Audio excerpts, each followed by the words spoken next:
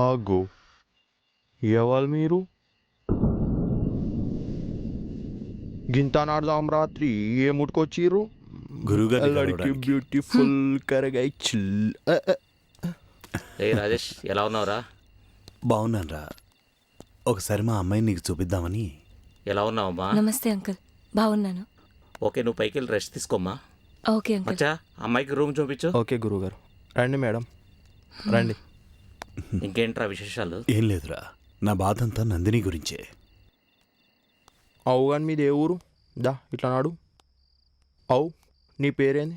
అగు మాట్లాడిస్తే మాట్లాడది చింతాపండు మోకంది. హ్మ్, ఇగో నీ రూము గా పై నాకు అన్నీ తెలుసు. గట్లా గుస్సు అవుతుంది. గీదానికి నేను బూలు పడతానా?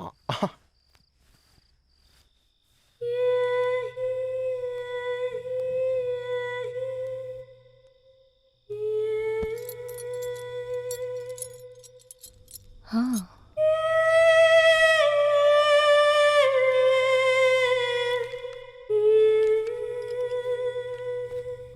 ఒక దొంగోడు వాళ్ళ చెల్లిని అమెరికా పంపించటానికి చిన్న చిన్న వస్తువులు, పెన్సిళ్ళు, పెన్నులు ఇలాంటివి దొంగతనం చేస్తూ వస్తాడు.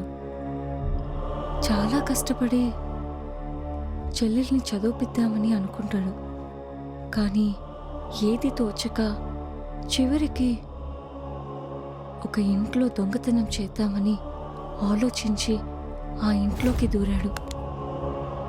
ఆ ఇంటిని ఇటు అటు తొంగి చూస్తూ మెల్లిగా లోపలికి బయలుదేరాడు. ఇల్లు పెద్దగుంది, గట్టిగానే ఉంటాయి. ఎవరైనా ఉన్నారా లేరా అని అటు ఇటు చూసుకుంటున్నాడు.